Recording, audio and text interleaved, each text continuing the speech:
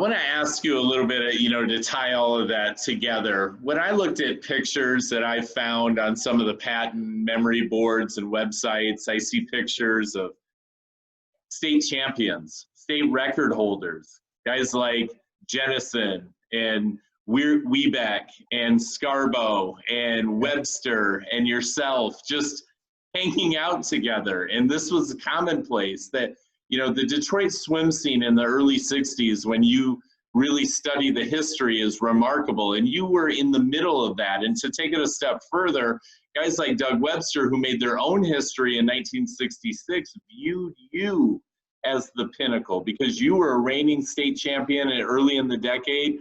Can you speak a little bit to the swimming scene at that time and the guys that you grew up with? Well, swimming was all we knew, okay? And we would come from afar to get to the pool to work out. And when you're in the thick of it, you do not understand the importance of it or what it's setting on a national level. You're just there as a young kid. Your brain's not half developed yet. You get up, you go to school, you work out, you do afternoon workout, you come home, you eat, you do your homework, you go to bed. It's just, and when you go to the pool, you meet up with your buddies, okay? And you work out together, you're like a little family. We would do road trips in a station wagon, in Akron, Ohio, Toledo. We went to West Point for a water polo tournament. It's just, with hindsight, it was really good. And I wish I had understood the familyness of it all at the time, and the camaraderie that I had. So you were also tired, the Detroit River was one summer, just gone. The crack of dawn, Harry would push me off the dock. I'd be the last one to get in. It was so cold. And then you'd have a lunch and eat, then go to Patton Pool in the afternoon. Another summer, couple of summers, Brennan Pool. Then take a nap. I'd sleep with Tommy Sullivan in his house, eat lunch, and then go back to Patton for the afternoon workout.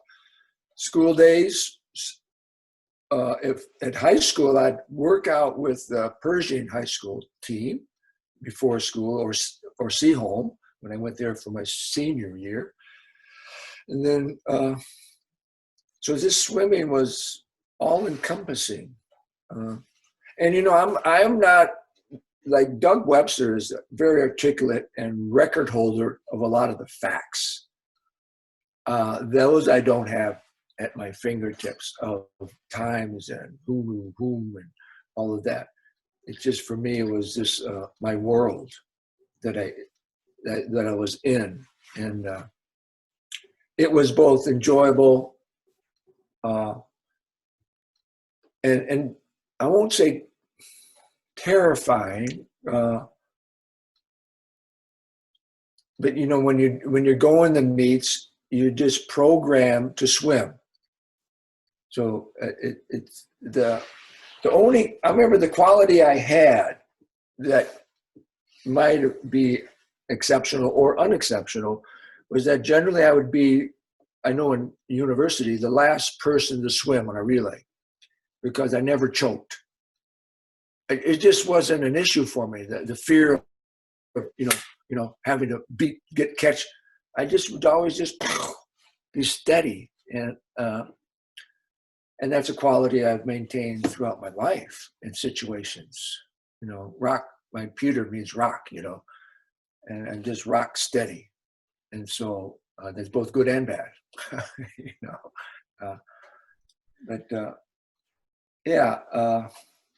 I wish I could go back in time 50 years or 55 years, and somehow see those young people that I was around. And we all were so young. Think of it, 13, 14, 15, 16, it was, but when you think of America at the time, the human potential and the jobs and everything in the early 60s, it was booming. Detroit, especially in the 50s and early 60s, had the highest, the best high school scholastic system in America, because of the wealth of the auto industry.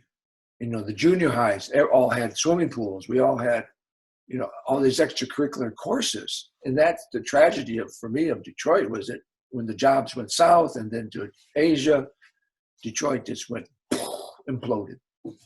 But at one time, let's say in the late 50s, early 60s, it was at the peak of its brilliance. Cass Tech, Wayne State University, and University of Michigan, Michigan State. All of those schools, big. So, and that's why swimming took off there, as Doug mentioned, as the epicenter. And Matt Mann, I went to Camp Chicopee 2 summers in a row as a counselor, and it was run by Matt Mann Jr. So, and Corey Van Fleet was my coach in my senior year at Seaholm.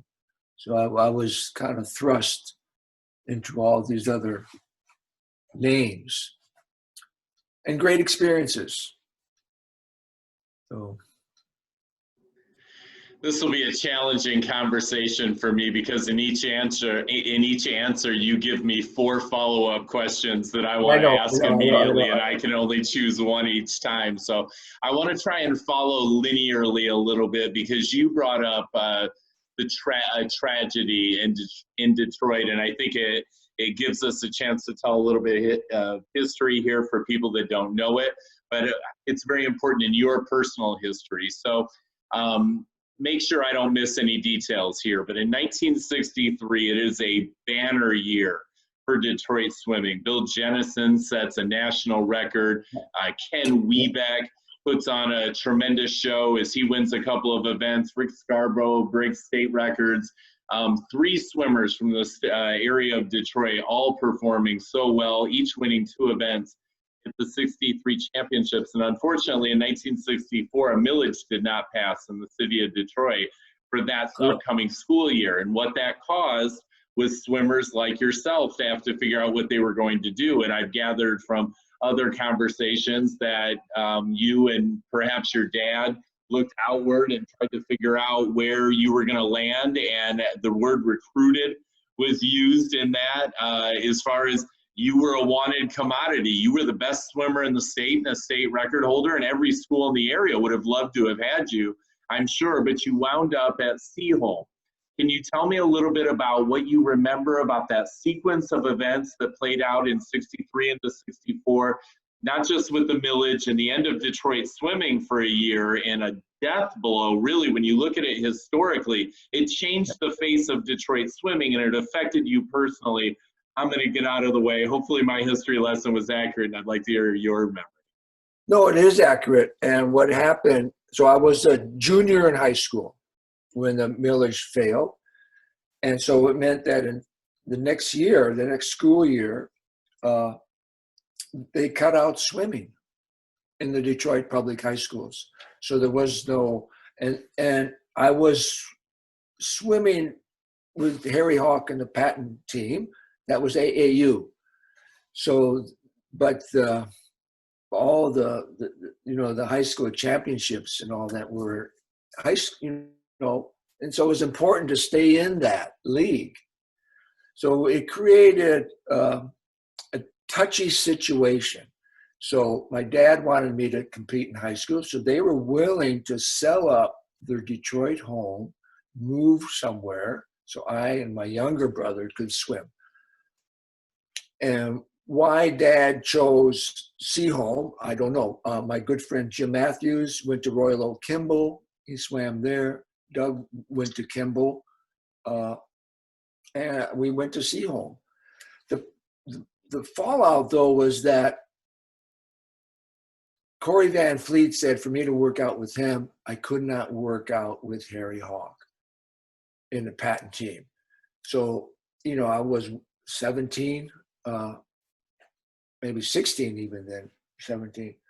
And so I just had to go with where my dad put me.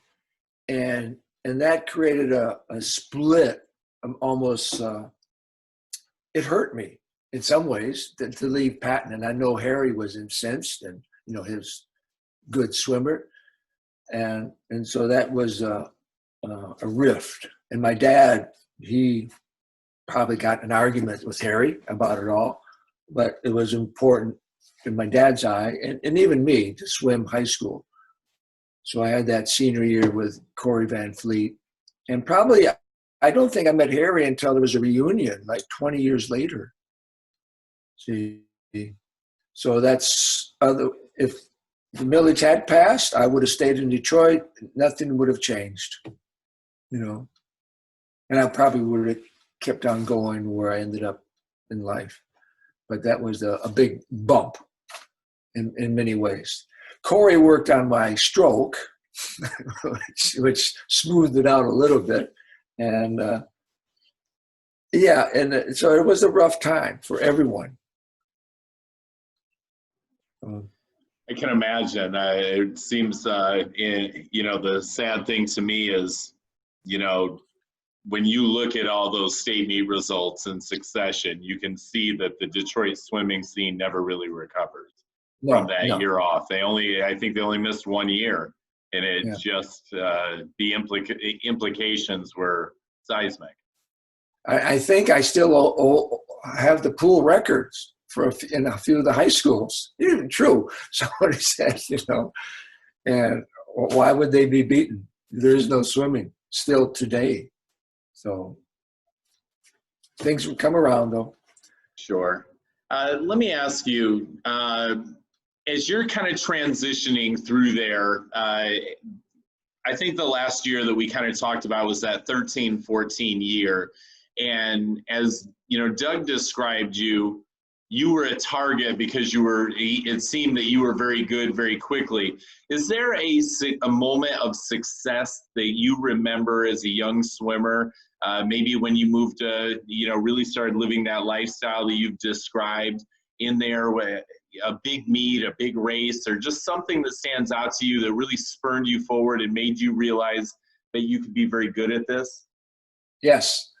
It was, I think we had gone down to Akron, Ohio for a long distance championship or something like that. And I might have been 15, 14, you know, ages elude me. It was a mile-long race, and it was a quarter mile length, you know, and I just was entered into it, and then I just kept going and going, and I remember I caught this guy and passed him and took second, and it was my first medal, I think, and it was where I kind of came of age, and after two or three years of grueling work and never achieving anything, I finally got a medal. And I do remember that time, you know. And what it said to me was, if you stick with something long enough, you will reap some reward. And that's exactly, for me, what swimming has given me is the discipline to do what I do today. So some of the carvings behind me here, they take 1.5 years to carve. So you're in your studio all day, slowly carving, and the patience required for that has to come from within. And where it was instilled was swimming. You look at that line, you're going up and down, a solo effort, up and down, up and down, up and down, day after day, week after week, month after month, year after year, before you get a reward. And it's true in a lot of sports, but swimming is for the most part solo, as you know. So you have to carry this within, without the help of others so much, because it's not a team sport. It's just you. Tennis, I suppose, would be the same. But even with tennis, though, you're competing against another person, whereas here you just competing with yourself to get better. And so I just think swimming and sports are so important in the development of children as adults to have a meaningful, purposeful, successful life. And yeah, and I always paraphrase this somehow, but for me, success is going from failure to failure with enthusiasm. And by that, I mean, when you're swimming, you're working out and God, nothing happens, but you just keep going, and then it's really important. And also, it's important for me in that, and I mentioned it briefly on our phone call, was the non-competitiveness that's important in sports to engender in the children.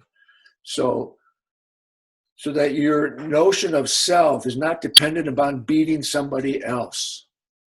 Because if you have that, eventually you will get beaten. And then what happens to your self-esteem? So if you just go out there to do your best, have fun, but also have the discipline to strive for quality. So yeah, I don't call that necessarily competitive. I just call that as just trying to achieve, and get into a zone where you've got the skills and the challenge kind of meet equally. That's just my philosophical take on what swimming has given me. I love it. There are a number of accomplishments and races that I'm going to want to ask you about, but just before we get in there, I want to talk to you a little bit about these coaches. And I've heard terms like larger than life and handlebar mustaches and the word phony. I mean, so many great stories about these coaches and some of their catchphrases and their training techniques. And, you've talked about Harry Hawk, but, he's just one of a number of coaches that I've heard talked a lot about from the early 60s here. If I was to ask you, not to order them, but, if you could talk about the men that worked with you who had some of the biggest impact and why. Can I hear you talk about that a little bit? Well, the only coach of any importance to me was Harry Hawk. He molded me, he guided me. And even the year with Corey was important, but I was already, a senior in high school. I more or less had my self-established as a swimmer, and Corey is a wonderful human being, but Harry knew how to bring me up, and I don't think there was a phony bone in him at all. Not, I think psychologically he knew how to bring the horses to the stadium. He got us to work extra, I think, harder than most coaches would, because we wouldn't have called it love at the time for him, but there was it wasn't, I get, and this is where I use the word, we weren't terrified of him, but we just did the work for him. And how he gave us that, it's mystery. So I remember once I wasn't doing well, after a couple of years swimming. I said, Harry, I think maybe I'll change, maybe make me a breaststroker or something like that, He says, no, you just keep at it. And yeah, there was something there, that I decided to keep at it.